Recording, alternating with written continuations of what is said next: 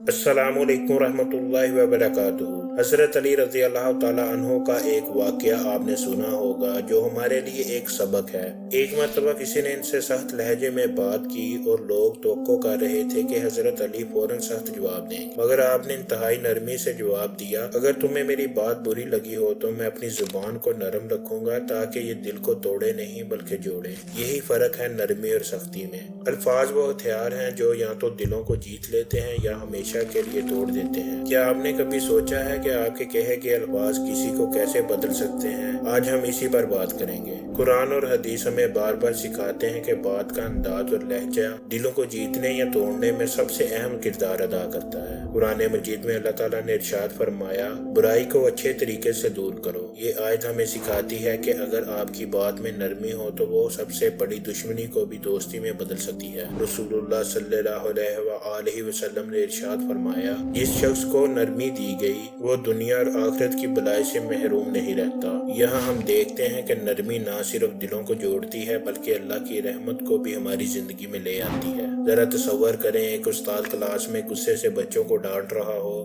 بچے اس سے خوف زدہ ہو گئے ہوں اور دل سے اس کی عزت نہیں کریں گے، لیکن وہی استاد اگر نرمی سے بات کرے تو بچے نہ صرف بات سمجھیں گے بلکہ وہ استاد ان کے لیے ایک رول ماڈل بھی بن جائے گا۔ ایک مرتبہ ایک دوست نے دوسرے کو غصے میں سخت بات کہہ دی۔ وہ لمحہ تو گزر گیا لیکن الفاظ ہمیشہ یاد رہے۔ الفاظ کا زخم جسمانی زخموں سے زیادہ گہرا ہوتا ہے کیونکہ یہ دل اور روح کو متاثر کرتا ہے۔ اب ذرا حضرت ابو بکر صدیق رضی اللہ تعالی عنہ کو یاد کریں جو ہمیشہ نرمی سے بات کیا کرتے تھے۔ ان کی یہی عادت ان کے بعد بھی لوگوں میں یاد رکھی گئی اور ان کے بچوں نے بھی یہی رویہ اپنایا۔ نرمی کا اثر نسلوں تک ایسے ہی چلتا ہے۔ میرے بھائیوں اور بہنوں، الفاظ کی طاقت کو سمجھیں۔ جب بھی آپ بولیں یہ سوچیں کیا میری بات دوسرے کے دلوں کو جوڑ رہی ہے یا توڑ رہی ہے، کیونکہ جو دل آپ کے الفاظ سے جڑتا ہے وہ آپ کے اخلاق کا آئینہ بن جاتا ہے۔ یاد رکھیں، نرمی وہ چراغ ہے جو اندھیروں کو روشنی میں بدل سکتا ہے اور سختی وہ ہوا ہے جو روشنی کو بجھا سکتی ہے۔ تو آج سے اپنی زبان کو ایسا بنائیں کہ اسے نکلنے والی بات صرف جوڑنے والی ہو نہ کہ توڑنے والی۔ جزاکم اللہ خیرا۔